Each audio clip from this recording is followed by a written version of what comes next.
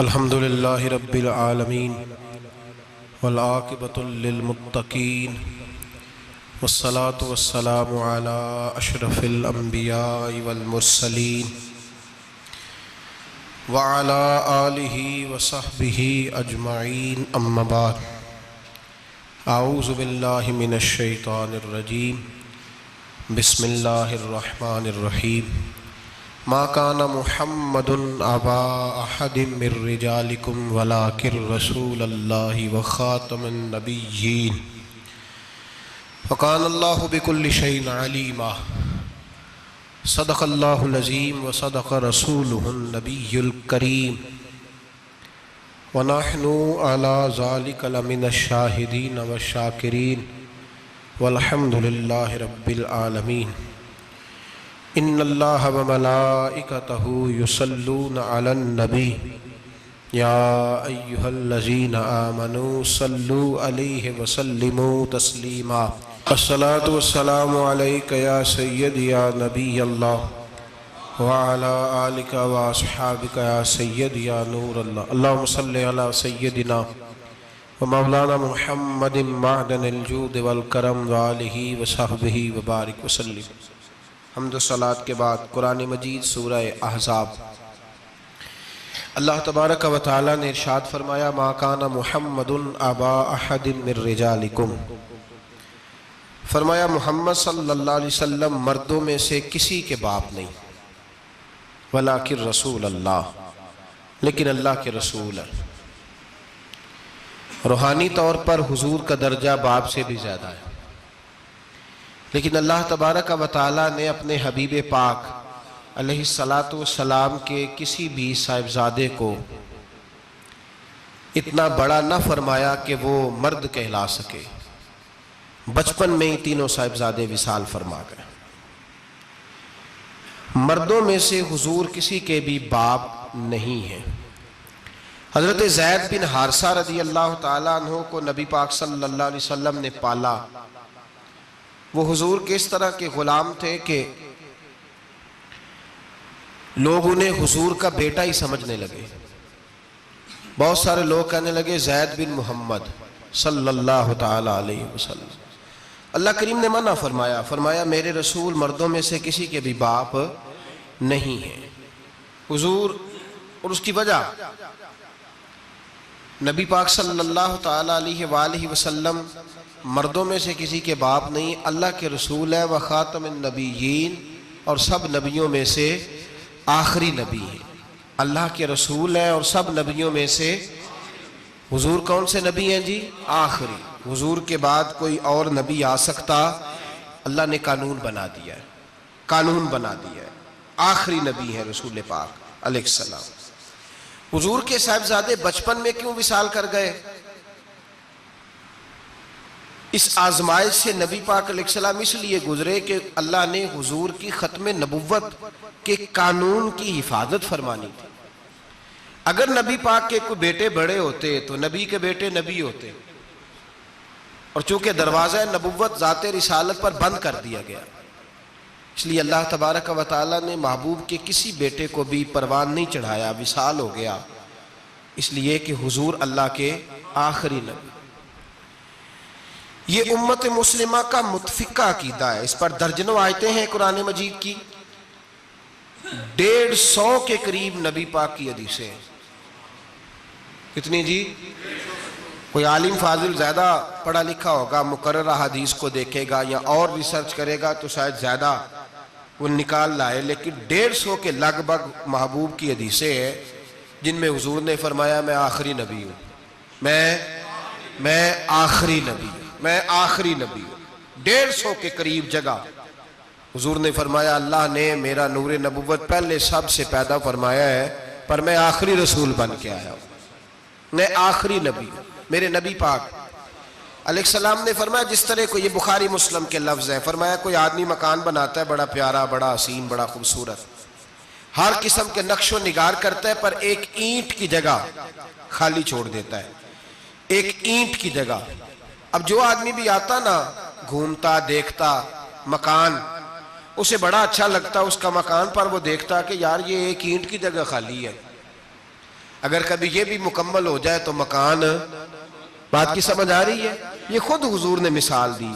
میرے حبیب پاک علیہ السلام فرماتے ہیں اللہ تبارک و تعالی نے جب نبوت کی حسین عمارت کو بنایا تو سارے نبی آ گئے پر ایک اینٹ کی جگہ خالی تھی۔ فرمایا میں آیا ہوں تو دیوار مکمل ہو گئی، اب کسی اور کی گنجائش ضرورت ہی نہیں۔ مکمل اکمل کامل دین نبی پاک کا۔ یا رسول اللہ آپ کس کس کے رسول بن کے آئے؟ فرمایا یا ایھا الناس انی رسول اللہ الیکم جمیعا، اے تمام انسانوں میں تم سب کی طرف اللہ کا رسول بن کے آیا۔ قرآن مجید نے کہا میرے نبی پاک صلی اللہ علیہ وسلم صرف انسانوں کے رسول نہیں، وما ارسلناک الا رحمتا للعالمین، جس کو اللہ نے بنایا ہے ان سب کے حضور رسول بن کے آئے، سب کے لیے رحمت بن کے آئے۔ دائرہ کار ہی بڑا وسیع ہے، تو اب کسی اور کی گنجائش ہے؟ ہاں کچھ لوگوں کو بیماری لگتی ہے، پاگل ہو جاتے ہیں، پاگل ہو جاتے ہیں۔ دعویٰ کرنا ہمارے زمانے میں ویسے ہی آسان ہے، اور پاکستان ہندوستان ویسے جمہوری ملک ہیں، اس میں ہر آدمی کو بولنے کی اجازت ہے، جو جس کی طبیعت آتی ہے بول سکتا ہے، گنجائش ہے۔ اور ویسے بھی کوئی کیسے پتہ کرے گا کہ کوئی کیا سوچ رہا ہے، کیا بول رہا ہے؟ نبی پاک صلی اللہ علیہ وسلم نے فرمایا تھا کہ میری امت میں 30 کے قریب ایسے دجال جھوٹے ہوں گے، 30 جو دعویٰ کریں گے کہ ہم اللہ کے رسول ہیں، 30۔ لیکن فرمایا میں آخری نبی ہوں، میرے بعد کوئی نبی آ سکتا، انا خاتم النبیین لا نبی بعدی، میں آخری نبی ہوں، میرے بعد کوئی نبی آ سکتا۔ 30 کے قریب۔ خود نبی پاک علیہ السلام کے زمانے میں 2 بندوں نے دعویٰ کر دیا تھا ہم نبی ہیں، بہت سارے لوگوں نے دعویٰ کیا، اور 1 2 4 نہیں، ابھی چند مہینے پہلے ایک بندے کو پھر دورہ پڑا تھا، بعد میں اس کا معلومات کی تو پتہ چلا نفسیاتی مریض ہے بیچارہ، وہ بھی کہتا تھا میرے پاس وحی آتی ہے۔ بہت سارے لوگوں نے، لیکن ایک بندے نے ذرا منظم ہو کے دعویٰ کیا،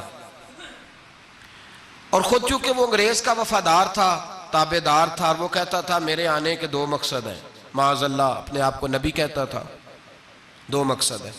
ایک کہتا تھا کہ جو انگریز حکومت کا وفادار نہیں وہ اللہ رسول کا وفادار نہیں، معاذ اللہ۔ پہلا اس کا آنے کا مقصد وہ بیان۔ دوسرا اس کا مقصد یہ تھا، وہ کہا کرتا تھا کہ دین سارا باقی ہے، موجود ہے، قرآن، حدیث، نماز، روزہ، حج، زکوٰۃ، میں معاذ اللہ نبی بن کے آیا ہوں تو صرف ایک کام کرنے آیا ہوں کہ جہاد کوئی نہیں، جہاد نہیں کرنا، کفر کے خلاف لڑنا۔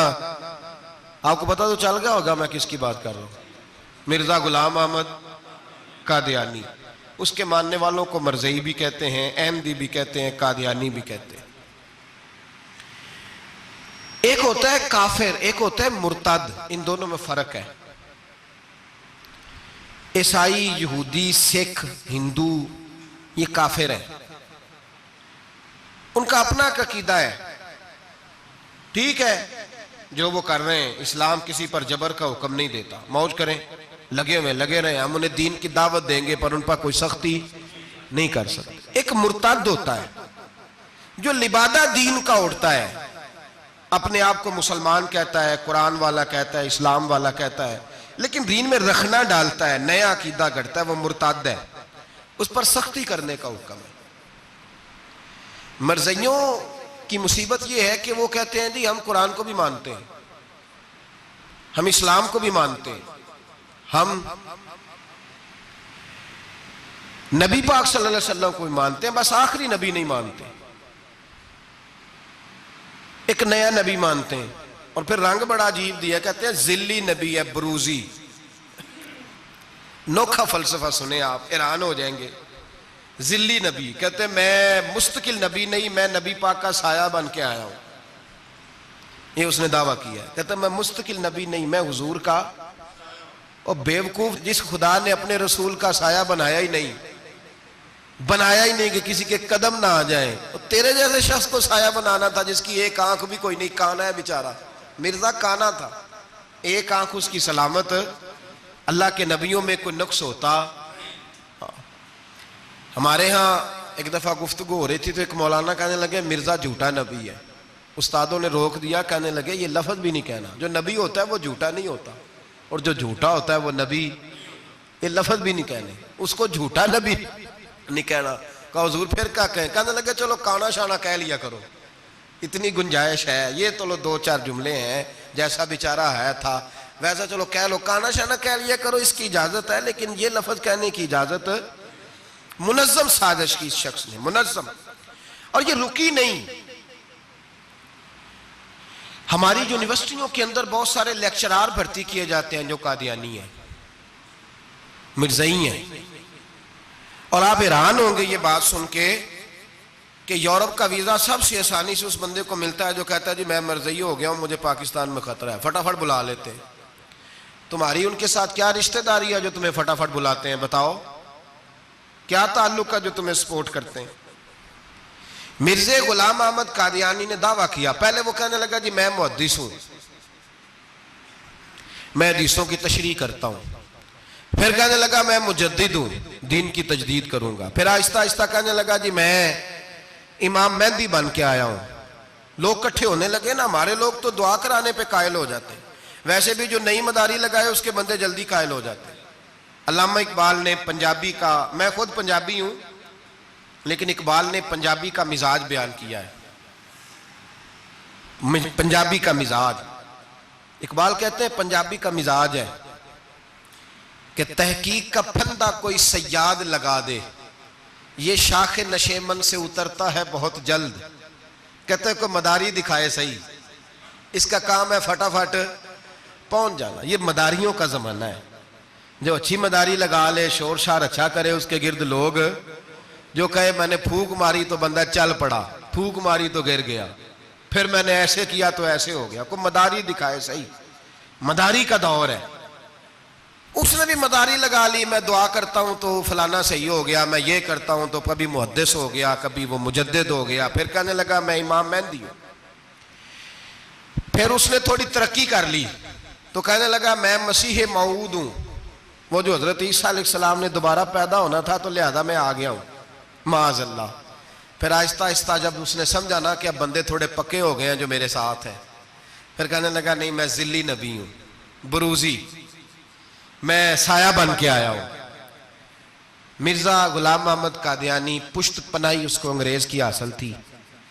کسی شخصی جب حکومتیں سپورٹ کرتی ہیں پھر اس کا آگے بڑھنا بڑا آسان ہو جاتا ہے، اس کی انگریز نے مکمل پشت پناہی کی۔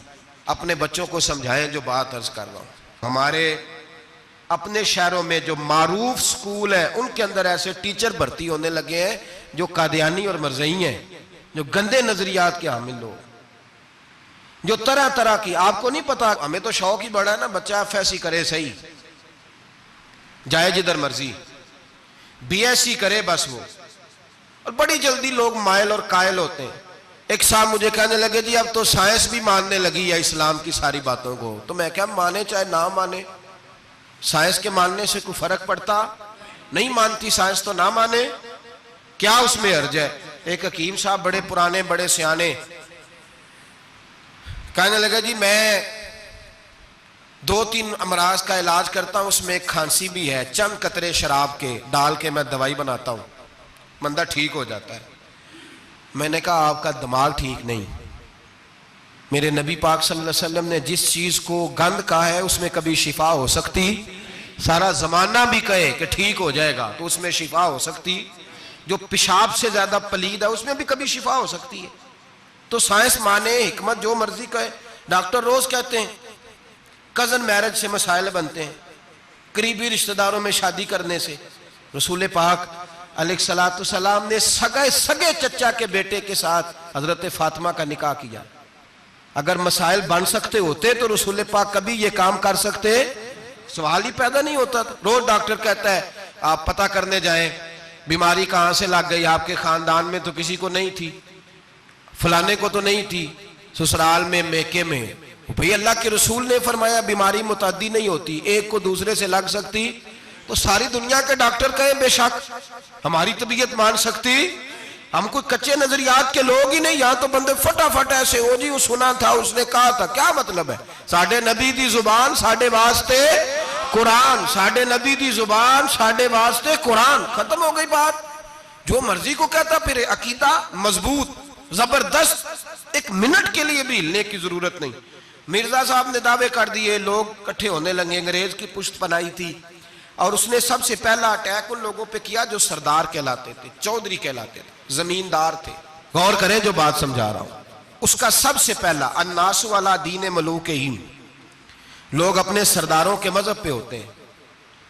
مرزے کا سب سے پہلا اٹیک، قادیانیوں کا سب سے پہلا جو حربہ تھا وہ چودھری لوگ تھے، بڑے لوگ، اس لیے کہ اسے پتا تھا کہ ان لوگوں پہ قبضہ جمایا جائے گا تو باقی جو عوام ہے اس کو قریب کرنا آسان ہو جائے۔ بڑے بڑے ذمہ پہ، جگیرداروں پہ، مالداروں پہ، رئیس لوگوں پہ اس نے پھندے ڈالے، قابو کیے، اور ایک جمعیت تیار کر لی۔ پھر جب لوگ کٹھے ہو گئے اور اس نے دعویٰ کر دیا کہ میں نبی ہوں، علماء نے اس کو کئی دفعہ بلایا، حضرت پیر میر علی شاہ صاحب رحمت اللہ علیہ، پیر صاحب نے فرمایا کسی میدان میں سامنا تو کر، گفتگو تو کر، پر وہ سامنے آنے کو تیار۔ امیر ملت پیر جماعت علی شاہ صاحب محدث علی پوری رحمت اللہ علیہ فرمایا سامنے تو آ، نہ کہیں سامنے تو آ تو صحیح۔ حضرت حجت الاسلام مولانا حامد رضا خان صاحب رحمت اللہ تعالی علیہ حضرت کے صاحبزادے فرمانے لگے تو ایسا بے ایمان ہے، سامنے کیوں نہیں آتا؟ باہر تو نکلنا، آ تو صحیح۔ ہم تو اس رسول کے ماننے والے ہیں جو ہر میدان میں سامنے آ جاتے تھے، ہر میدان میں، لیکن نا نبی دنیا میں تبلیغ کرنے آتے ہیں، کشتی کرنے نہیں آتے۔ مولانا حامد رضا صاحب نے وزیر خان مسجد میں تقریر کی، اعلیٰ حضرت کے شہزادے تو فرمانے لگے ہم تو اس رسول کے ماننے والے جو ہر میدان میں سامنے رہے۔ نبی پاک باہر نکلے تو رکانہ پہلوان بکریاں چرا رہا تھا، کھیت میں تھا، کہنے لگا میں نبی تب مانوں گا جب میرے ساتھ کشتی کریں گے۔ حضرت بلال حبشی رضی اللہ تعالیٰ عنہ فرماتے ہیں کہ حضور کا مزاج نرم و نازک تھا، ہاتھ پھول سے زیادہ نرم ہوتے تھے، کستوری سے زیادہ خوشبودار ہوتے تھے، نرم و نازک وجود تھا، مکھی نہیں بیٹھتی تھی۔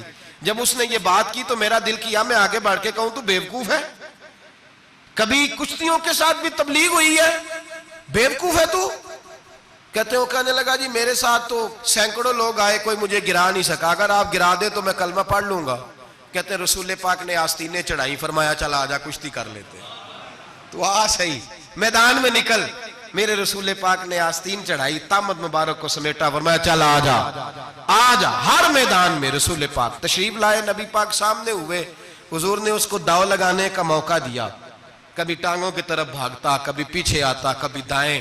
جب بھاگ کے حضرت بلال کہتے ہیں وہ بھاگ رہا تھا، حضور مسکرا رہے تھے، سبحان اللہ۔ نبی پاک کیا بات ہے، سرکار ہنس رہے تھے کہ چل چل یار ٹھیک ہے بھاگ دوڑ لے۔ جب بھاگ دوڑ لیا تو میرے نبی پاک نے بازو سے پکڑا، 2-3 دفعہ لایا تو زمین پہ گر گیا، حضور نے پکڑ کے اٹھایا، فرمایا میں صرف گرانے نہیں آیا، میں تو اٹھانے آیا ہوں۔ کھڑا کیا تو کہنے لگا نہیں آپ نے تو مجھے موقع ہی نہیں دیا، تو حضور نے فرمایا دیر کوئی نہیں ہوئی، تو دوبارہ آ جا، کوئی عرض نہیں، آ جا دوبارہ سے۔ دوبارہ آیا تو میرے حبیب نے 2 دفعہ ہلایا تو پھر جا گرا، کہنے لگا نہیں ابھی بھی میں سنبھل نہیں سکا تھا، فرمایا کوئی عرض نہیں، یہ کوئی ایسا معاملہ ہے تو دوبارہ آ جا۔ اب کہ جب آیا نا تو حضرت بلال کہتے ہیں وہ دستے مبارک جن کو میں تھامتا تھا تو لگتا تھا پھول تھام لیے ہیں، ان ہاتھوں سے حضور نے اٹھا کے فضا میں بلند کیا، اور حضور نے دھڑام سے زمین پہ گرایا تو کلمہ پڑھتا ہوا کھڑا ہوا، کہنے لگا اے محبوبہ جو تیرے ہاتھ میں طاقت ہے وہ تیری نہیں، وہ خدائی طاقت ہے، وہ خدائی طاقت ہے، خدائی۔ میرے رسول پاک علیہ السلام ہر میدان میں، علماء نے کہا تو نکل تو صحیح، پر کبھی باہر نکلا، فوت کا ہوا تھا، پتا نا آپ کو فوت کا ہوا تھا جی؟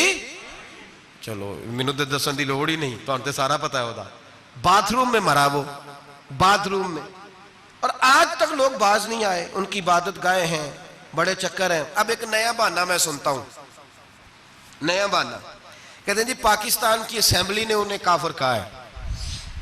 اسمبلی وزیر اعظم صاحب شیخ الحدیث ہے آپ کے،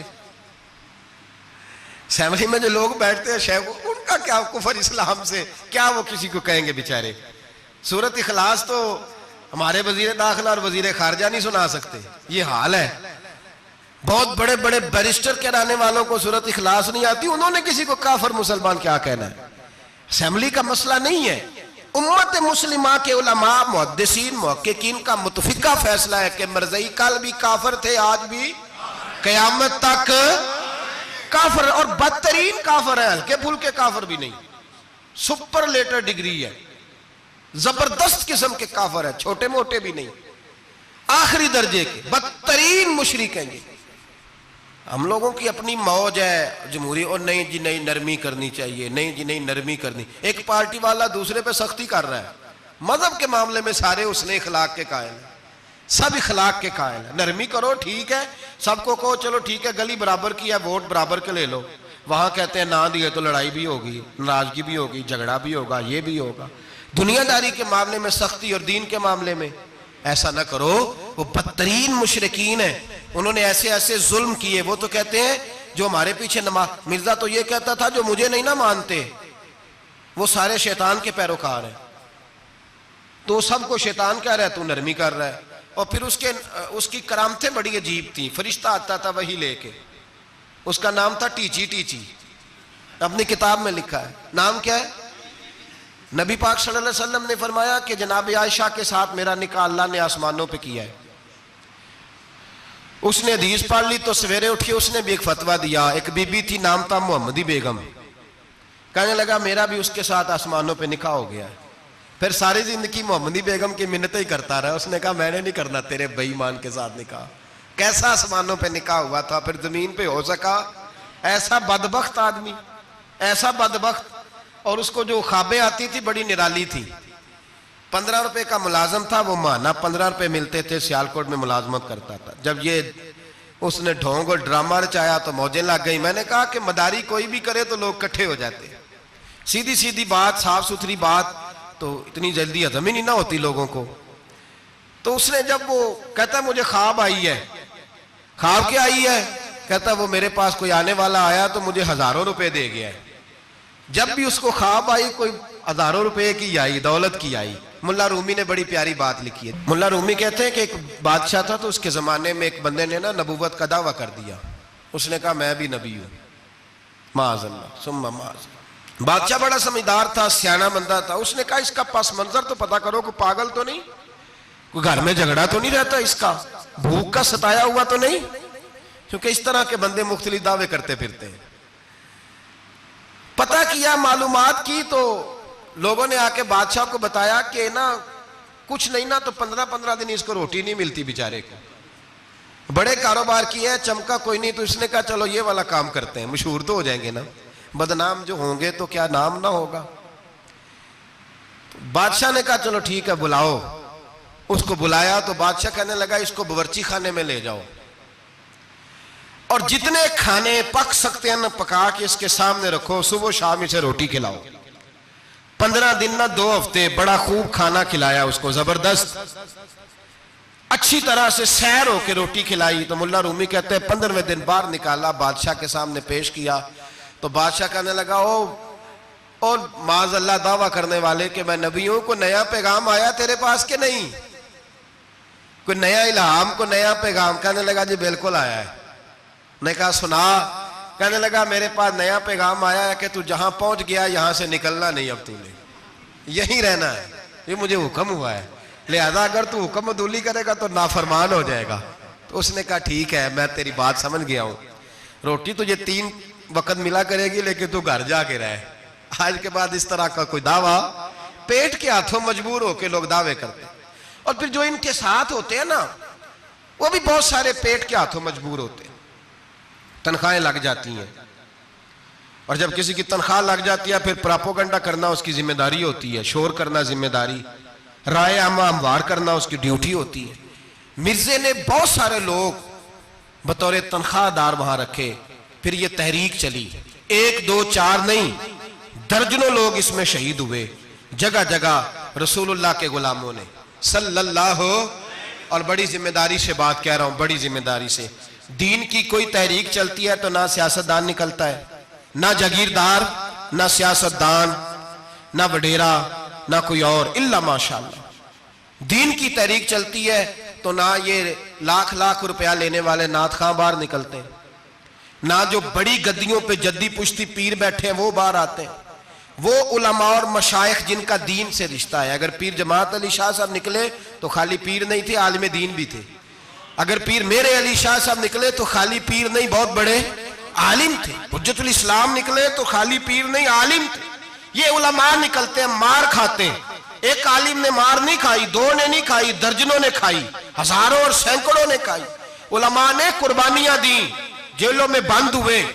علامہ محمود رضوی صاحب رحمت اللہ تعالیٰ علیہ کو پکڑ کے لاہور کے قلعے میں بند کیا گیا، اور انگریز نے اس قدر سخت سزا دی کہ علامہ کو باندھ کے ختم نبوت کی تحریک چلانے کے جرم میں الٹا لٹکا کے تو نیچے توڑی ڈال کے اور چیزیں ڈال کے دھواں جلا دیا گیا. ان کے ناک میں دھواں جاتا تھا، ساری زندگی دمے کے مریض رہے، 2-3 باتیں بھی کھول کے نہیں کر پاتے تھے. اس قدر زیادہ اذیت دی گئی علماء کو، اس قدر زیادہ. علامہ عبدالحمد بدایونی رحمت اللہ تعالیٰ علیہ فرماتے ہیں کاٹنے والے جانور ہماری شلواروں میں ڈال کے نیچے سے باندھ دیا جاتا تھا.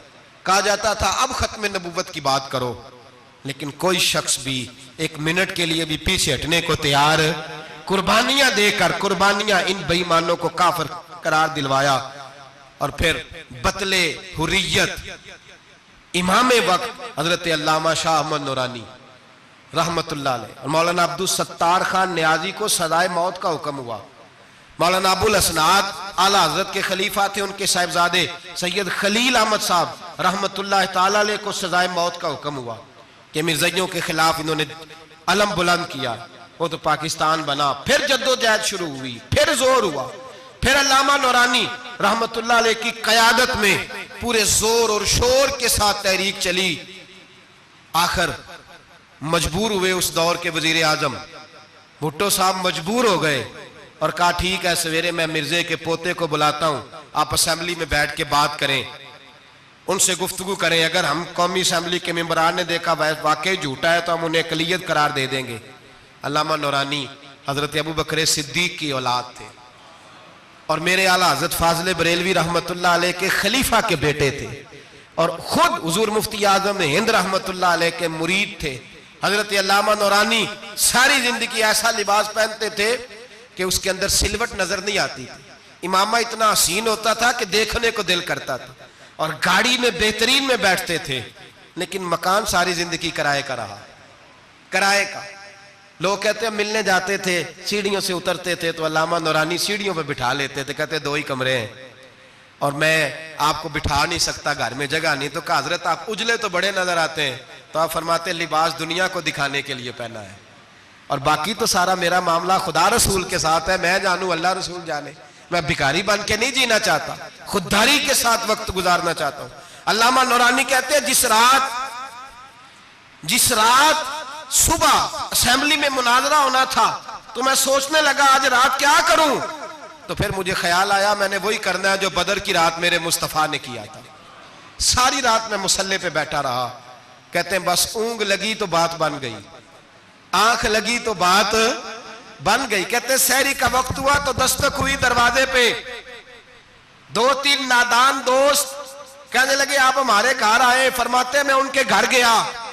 جب ان کے گھر پہنچا تو وہاں مرزئی اور قادیانی 10 کروڑ روپیہ بریف کیس میں بند کر کے لائے اور کہنے لگے مولانا یہ بیانہ ہے، بیانہ، یہ آپ بیانہ پکڑ لیں اور باقی پیسے بعد میں. سنا ہے مکان بھی کرائے کا ہے، سنا ہے آپ کے پاس کوئی پراپرٹی نہیں، یہ بیانہ لے لے باقی بعد میں آئے گا. علامہ نورانی کہتے ہیں میں نے جب پیر کی ٹھوکر لگائی تو بریف کیس کھل گیا اور اس میں کروڑوں روپے بکھر گئے. مجھے کہنے لگے پیسے دیکھ کے تو آپ کو خیال آ گیا ہوگا کہ بچوں کے لیے بھی کچھ سوچنا ہے، پیچھے بھی پلٹ کے دیکھنا ہے. تو نورانی صاحب رحمت اللہ علیہ فرمانے لگے میں نے کہا ہاں میں وصول تو کر لیتا پر تم نے قیمت بڑی تھوڑی لگائی ہے. ایمان بیچنا اتنی تھوڑی قیمت، میری تو رات زیادہ قیمت لگ گئی ہے، بڑی زیادہ قیمت، میں تو بک گیا ہوں پہلے سے. کہنے لگے آپ کی کیا قیمت لگی ہے؟ فرمانے لگے رات میں درود پڑھتے پڑھتے سویا ہوں تو مدینے والے رسول کا دیدار نصیب ہوا ہے اور نبی پاک نے تھپکی دے کے کہا فکر نہ کرنا میں تیرے ساتھ ہوں. تو کہنے لگے جس کی قیمت محمد عربی لگائے کوئی اسے خرید سکتا ہے؟ سویرے میدان لگے گا اسمبلی میں اور میں اسمبلی کے فلور پہ ثابت کروں گا تم کل بھی بے ایمان تھے، آج بھی بے ایمان ہو، قیامت تک تم بے ایمان ہی رہو گے. جتنا مرضی پڑھ جاؤ، لکھ جاؤ، جتنی مرضی بڑی عبادت گاہیں بنا لو، جتنا مرضی شور کر لو اور جتنے مرضی کینیڈا اور امریکہ تمہارا ساتھ دے لے، ہمارے رسول آخری نبی ہے، حضور آخری نبی ہے، یہ امت کا متفقہ عقیدہ ہے، اس میں کسی کو رکھنا ڈالنے کی اجازت۔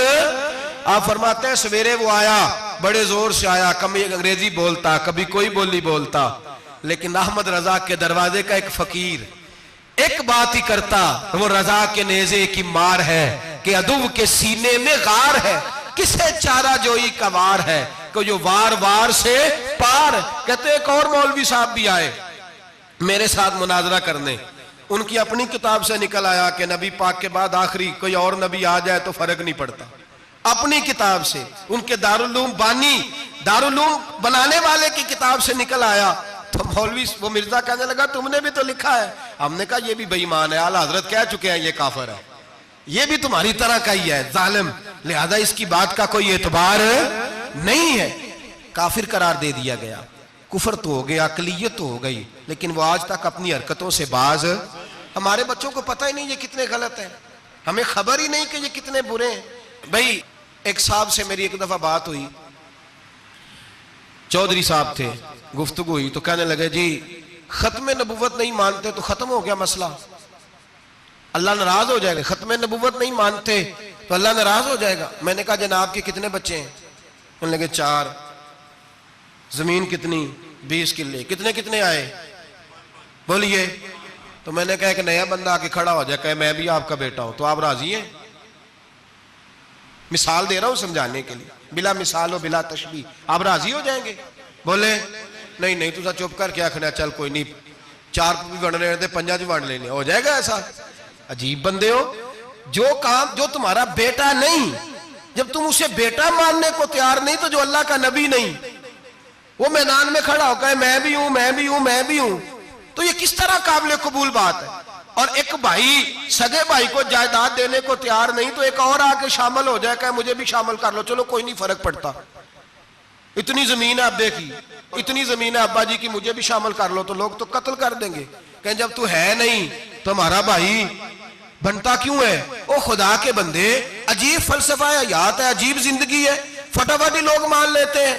سب لوگوں نے اپنی اپنی باتیں کی، سب نے اپنے اپنے دلائل دیے ختم نبوت پہ، ضرورت ہی نہیں تھی، جب حضور کہہ گئے، جو بن سکتے تھے ان کو نبی پاک کہہ گئے، جو بن سکتے تھے جن میں صلاحیتیں تھی، حضور نے فرمایا علی تو میرے لیے اسی طرح ہے جس طرح موسیٰ کے لیے ہارون تھے، لیکن موسیٰ کے بھائی ہارون بھی نبی تھے، پر میرے بعد کو نبی ہو سکتا تو ہو اسی طرح جس طرح موسیٰ کے لیے ہارون، جن کے اندر خوبیاں پائی جاتی تھی۔ فرمایا ابو بکر میری ساری امت سے افضل ہے پر نبی نہیں ہے۔ میرے رسول پاک نے فرمایا عمر فاروق میں وہ ساری خوبیاں پائی جاتی ہیں جو ایک نبی میں، لو کان نبی بعد لکان عمر ابن خطاب، اگر کوئی میرے بعد نبی ہوتا تو خطاب کا بیٹا عمر ہوتا۔ جو ہو سکتے تھے جب وہ نہیں ہوئے تو کانا شانہ اٹھ کے آ گیا ہے، ادھر قادیان کا رہنے والا، اور تو کہتا ہے نہیں مجھے مان لو، چلو پورا نہ مانو، ذلی مان لو، بروزی مان لو، کوئی حیا ہونی چاہیے۔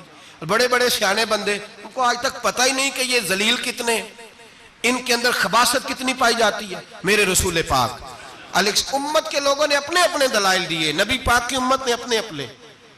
حضرت میاں محمد بخش صاحب رحمت اللہ علیہ ختم نبوت پہ بات کرنے لگے تو انہوں نے انوکھی بات ہی کر دی، انوکھی بات۔ ایک شخص ان سے کہنے لگا چل کے دیکھو تو صحیح، ملے تو صحیح۔ آپ فرمانے لگے دفع کرو، جنہ اندر عشق ہے رچیا اونا نہیں پج جانا، پاویں سونے ملن ہزارہ آسانی یار بٹونا۔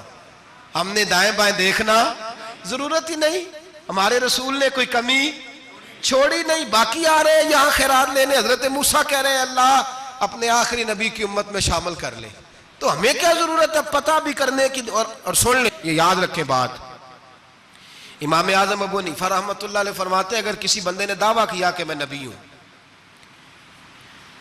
دعویٰ کیا کہ میں نبی ہوں، اور سامنے والے نے اسے یہی کہہ دیا نا کہ اگر تو نبی ہے تو معجزہ دکھا، تو یہ کہنے والا بھی کافر ہو گیا، اس لیے کہ اس نے تو دلیل مانگ لیا، یہ تو تھوڑا سا متفق ہوا ہے۔ تماشا دیکھنے کے لیے بھی اگر کہا نا کہ اگر تو نبی ہے تو دلیل لا، کوئی معجزہ، تو یہ لفظ کہنے والا بھی بولیے دائرہ اسلام سے کیوں مانگی تو نے دلیل؟ کیا ضرورت پڑی تھی؟ کیوں تو نے ایسا کہا؟ اتنا متفق کا عقیدہ ہے کہ تو مانگ، تو یہ بھی نہیں کہہ سکتا کہ چل کچھ کر کے دکھا، یہ بھی تیرے لیے جائز ہے۔ صوفیاء کہتے ہیں تو نے سوچ کیسے لیا؟ طریقت کے اندر تو غیر کی مداخلت قابل قبول، اللہ نے توحید کا ہر جگہ خیال رکھا، رسالت کی وحدانیت کا ہر جگہ خیال رکھا، اللہ ایک، قرآن ایک، اسلام، نبی ایک، باپ، استاد، کوئی کسی قسم کی مداخلت کی ضرورت؟ کیسے لوگ مداخلت کر لیتے ہیں؟ فٹافٹ حضرت پیر سید مہر علی شاہ صاحب گولڑوی رحمت اللہ، حضرت خواجہ شمس العارفین سیالوی رحمت اللہ علیہ کے پاس پڑھا کرتے تھے، تدریس ہوتی تھی، خواجہ صاحبوں کو بٹھا کے درس تصوف، درس قرآن، درس حدیث دیتے تھے، یوں بیٹھے ہیں، گفتگو ہو رہی ہے، پڑھایا جا رہا ہے، ایک بڑے نورانی چہرے والے خوبصورت بزرگ اندر آئے، بڑی تازگی، بڑا پیار، بڑی مٹھاس ان کے آنے میں، جب وہ آئے تو حضرت شمس العارفین اٹھ کے ملے، ماتھا چوما، پیار ہوا، 2-3 منٹ گفتگو ہوئی تو گفتگو میں بڑی نورانیت، بڑی خوبصورتی، بڑی رانائی، بڑی ٹھنڈک ملی دونوں بزرگوں کی ملاقات سے۔ چند لمحوں کے بعد، تھوڑی دیر گفتگو کے بعد وہ بزرگ اٹھے باہر نکل گئے۔ حضرت شمس العارفین مریدوں پہ نظر ڈالی، فرمانے لگے تمہیں پتہ ہے یہ کون تھا؟ شاگردوں جانتے ہو کون تھا؟ کہا حضور نہیں۔ فرمایا خضر علیہ السلام تھے، مجھ سے ملنے آتے ہیں اکثر، اور ابھی گلی میں ہوں گے، کسی نے ملنا ہے تو مل لو۔ دوڑ کے گئے سارے لوگ ملاقات کرنے، بھاگے گئے، پیر مہر علی شاہ صاحب بیٹھے ہیں۔ آپ نے فرمایا مہر علی تم نے نہیں ملنا؟ کہنے لگے حضور نہیں۔ فرمایا کیوں؟ کہنے لگے حضور میں اسے نہ ملوں جسے خضر بھی ملنے آتا ہے، اسے نہ ملوں جسے وہ ملنے آتا ہے، میں نے کیا کرنا ہے ان سے مل کے؟ آپ سے ملوں گا جن سے حضرت خضر بھی ملنے آتی ہیں، جنہاں تنام وچ عشق ہے رچیا، اونا نہیں پج جانا، پانے پاویں سونے ملن ہزاراں، اسا نہیں یار وٹانا، ضرورت ہی نہیں۔ ایسے حسین محبوب کے بعد کسی اور جگہ نظر جمانے کی طبیعت ضرورت نہیں، توجہ نہیں، خیال نہیں۔ جس نے یہ پوچھ بھی لیا کہ تو بتا، کوئی معجزہ دکھا، وہ بھی دائرہ اسلام سے نبی پاک صلی اللہ علیہ وسلم کے زمانے میں حضور نے خود فرمایا تھا 30 کے قریب لوگ ہوں گے جو دعویٰ کریں گے ہم نبی ہیں۔ فرمایا دجال ہوں گے، کذاب ہوں گے جو دعویٰ کریں گے۔ ایک بندے نے تو حضور کی ظاہری حیات میں دعویٰ کر دیا، مسلمہ اس کا نام تھا، 150 سال کے قریب عمر پائی اس نے، اور بہت سارے اس کے ماننے والے اسی لیے ماننے لگے کہ عمر بڑی لمبی ہے۔ معاذ اللہ تعالیٰ، لوگوں کا اپنا اپنا مزاج ہے نا، ماننے کا اپنا اپنا مزاج ہے۔ ایک اس سے کانا آدمی دعا کرانے آیا، ایک آنکھ سے کانا تھا، اس نے دعا کرائی تو دونوں آنکھوں سے اندھا ہو گیا، دونوں آنکھوں سے۔ اللہ نے اسے سزا دی تو ایک ماننے والا کہنے لگا فٹافٹ مان جاؤ، ورنہ جو اس کی نہ مانے پورا اندھا ہو جاتا ہے۔ ماننے والوں کا اپنا انداز ہے نا۔ ایک لنگڑا آیا، ایک ٹانگ سے لنگڑا کے چلتا تھا، مسلمہ سے دعا کرانے آیا تو دوسری بھی ضائع ہو گئی، یہ اس کا حال تھا۔ پر ماننے والوں کا کیا کیا جائے؟ ماننے والے جس کو مرضی ماننے لگتے ہیں، نفسیاتی طور پر لوگ کمزور ہو جاتے ہیں۔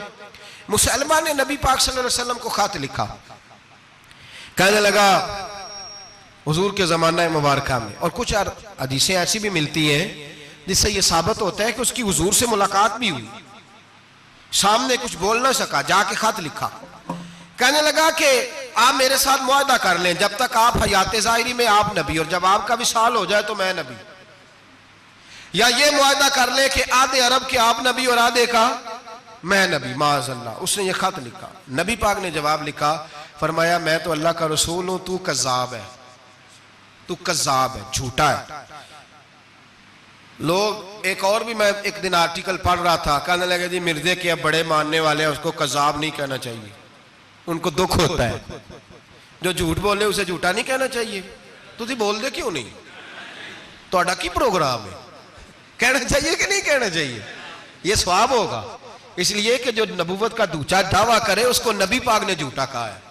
حضور نے فرمایا تو کذاب ہے، کیا کہا ہے؟ تو آنے ثواب ہوئے گا، آنکھو گے تھے، کیا کہا ہے؟ کذاب۔ تو اس کو کذاب کہنا نبی پاک کی تیا کی ہے نا، پھر جی وہ منن والے تکلیف ہوندی تو میں کہا پئی ہوئے، وہ کذاب ہے، لہذا ہمیشہ کذاب ہی رہے گا۔ جب حضور نے کہا ہے جو دعویٰ کرے نبوت کا وہ کیا ہے، تو لہذا کذاب ہی رہے گا۔ حضور نے لکھا کذاب، جب نبی پاک نے کذاب لکھا نا خط میں، کون لے کے جائے گا؟ اب اس کے دربار میں جانا ہے، حالات بڑے خطرناک ہیں، اس کے گرد بندے بھی ہیں اور اس کے گھر جانا ہے، مشکل مرحلہ ہے۔ ایک صحابی تھے چھابڑی فروش، سر کے اوپر رکھ کے نا ٹوکرا، تو مدینے کی گلیوں میں کھجوریں بیچتے، 11-12 بچوں کے باپ تھے۔ کون جائے گا؟ اور جسمانی طور پہ بھی کمزور تھے، فٹافٹ اٹھے، کھجور کھا رہے تھے، ہاتھ کھڑا کر کے کہا حضور کسی اور کی ڈیوٹی نہ لگانا، میں جاؤں گا۔ جب یہ لفظ کہے تو ان کے منہ سے کھجور کے ٹکڑے گرے صحابہ کے چہروں پر۔ ایک صحابی کہنے لگے پہلے کھجور تو کھا لے، بڑی تجھے جلدی ہے بولنے کی، کھا تو لے۔ کہنے لگے اگر میرے کھاتے کھاتے ڈیوٹی کسی اور کی لگ گئی تو، کسی اور کی لگ گئی تو کیا کروں گا، جلدی ہے مجھے۔ حضور سید عالم صلی اللہ علیہ وسلم نے نا اپنا نیزہ دیا، گھوڑا دیا، فرمایا ذرا ڈٹ کے جانا، اس کے گھر جانا ہے۔ کہا محبوبہ فکر ہی نہ کرے، فکر نہ کرے۔ صحابہ کہتے ہیں اس طرح وہ نکلا جیسے کوئی جرنیل نکلتا ہے، اس کا انداز ہی بدل گیا، اس کے طور طریقے ہی بدل گئے، وہ یوں نکلے جیسے کوئی بڑا دلیر آدمی جاتا۔ حضور نے بھیجا ہے نا، نبی پاک نے بھیجا ہے نا، انداز ہی بدل گئے، طریقے ہی بدل گئے۔ مسلمہ کے دربار میں گئے، وہاں ایک شخص جو بعد میں مسلمان ہوا، وہ بتلاتا ہے کہ جب حضرت حبیب بن زید پہنچے نا تو نیزہ ہاتھ میں تھا، زور سے گاڑا جا کے اس کے دربار میں، زور سے گاڑ دیا زمین پہ۔ مسلمان نظر، کون ہو؟ آپ فرمانے لگے تجھے چہرہ دیکھ کے نہیں پتا چلا میں رسول اللہ کا نوکر ہوں؟ ہمارے تو چہرے بتاتے ہیں ہم رسول والے ہیں، ہمارے تو چہرے بتاتے ہیں نبی پاک والے، تجھے پتا نہیں چلا کون ہوں؟ کیسے آئے ہو؟ فرمایا یہ تیرے خط کا جواب لایا ہوں۔ بادشاہوں کا طریقہ یہ تھا کہ خط خود نہیں پڑھتے تھے، ساتھ ایک بندہ کھڑا ہوتا تھا، وہ خط پڑھتا تھا۔ مسلمان نے اس کو خط دیا، پڑھو۔ جب اس نے خط پڑھا تو لکھا تھا تو کذاب ہے۔ اب سب نے سن لیا، اکیلے میں ہوتا تو چلو بات اور تھی، سن لیا سب نے، آگ بگولا ہو گیا، آنکھیں سرخ ہو گئی، جلال برسانے لگا۔ اب اور تو کچھ نہ ہوا، سامنے حضرت حبیب کھڑے تھے، اٹھا تلوار لے کے کہنے لگا تیرے نبی نے مجھے کذاب کہا ہے، تیرا کیا خیال ہے؟ مانے لگے خیال والی بات ہی کوئی نہیں، جسے نبی پاک کذاب کہے وہ ہوتا ہی کذاب ہے، جسے حضور جھوٹا کہے وہ ہوتا ہی۔ فرمایا تو 7 سمندروں کا پانی بھی بہا دے تو تیرا جھوٹ دھل سکتا، تو ہے ہی جھوٹا، جسے حضور نے جھوٹا کہہ دیا وہ جھوٹا ہے، جھوٹا ہے۔ کہنے لگا پیچھے پلٹ کے دیکھ، سارے میرے پہرے دار ہیں، میرے سپاہی ہیں، تلواریں، نیزے، خنجر، تیر، سارے میرے ماننے والے۔ کیا لفظ ہے، کیا حسن ہے، کیا توانائی ہے۔ حضرت حبیب بن زید فرمانے لگے میرے 12 بچے ہیں، ان میں سے کچھ ایسے ہیں جو دودھ پیتے ہیں، کچھ ایسے ہیں جو ابھی چل نہیں پائے۔ میں جب رسول اللہ کا پیغام لے کے نکلا تھا تو میں نے پلٹ کے بچے نہیں دیکھے تو تیرے پہرے دار کیسے دیکھ لوں؟ جو چیز مجبور کرتی ہے، باندھ لیتی ہے، وہ نہیں جب میں نے دیکھی تو میں تیرے پہرے دار دیکھوں؟ جو جی میں آتا ہے کر، غلامان محمد جان دینے سے نہیں ڈرتے، یہ سر کٹ جائے یا رہ جائے کچھ پرواہ نہیں کرتے۔ فرمایا ان کو نہیں دیکھا جن کو دیکھنا چاہیے تھا، تجھے دیکھوں؟ میں اکثر کہتا ہوں کٹ لگ جائے نا ہاتھ پہ تو نمازیں رہ جاتی ہیں، جماعتیں چھوٹ جاتی ہیں، طبیعتیں بگڑ جاتی ہیں، مشکل ہوتا ہے، تکلیف آئے تو سنبھلنا۔ یہاں ہلکا سا بچھو آ کے کاٹے تو شور ہو جائے گا، جمعے میں لوگ اٹھیں گے، اللہ مجمع بکھرے گا، اوہ بچھو آ گیا، حالات بگڑ جائیں، چھپکلی پیروں پہ گرے تو لوگ اٹھ دوڑتے ہیں۔ حضرت حبیب بن زید انصاری کھڑے تھے، انگلی نہیں، ہاتھ نہیں، کٹ نہیں لگا، مسلمہ اٹھا، اس نے زور سے تلوار ماری، بازو کٹ کے گر گیا، فوارہ نکلا خون کا۔ او بھائی بچھو کاٹے تو سنبھلنا مشکل، ذرا تصور کرو ہاتھ کٹ گیا۔ حضرت حبیب بن زید کھڑے ہیں، کہنے لگا اب تیرا کیا خیال ہے؟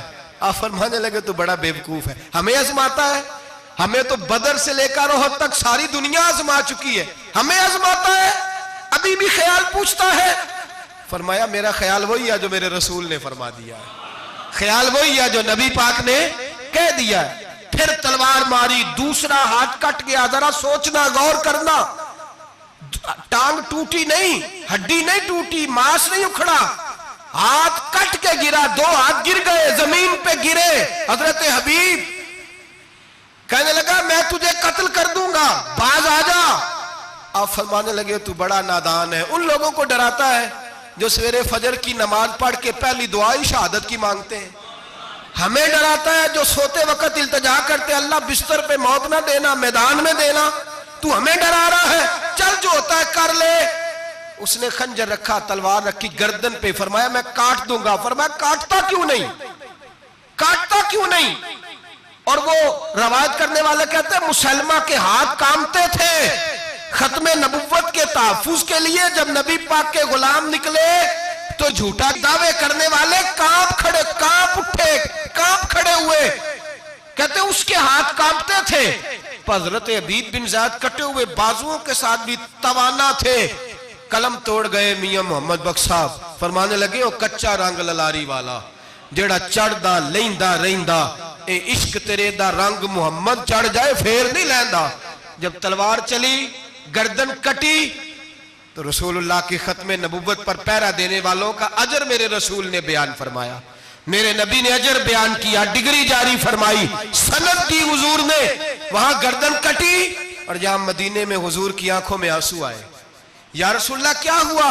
فرمایا میرا حبیب شہید ہو گیا ہے اور رب کریم نے اس کے لیے جنت کے سارے دروازے کھول دیے، سارے دروازے اللہ نے کھول۔ یہ سند جاری کی نبی پاک۔ ختم نبوت مسلمان کا عقیدہ، حضرت ابو بکر صدیق نے ختم نبوت کے تحفظ کے لیے پورا ایک دستہ تیار کیا۔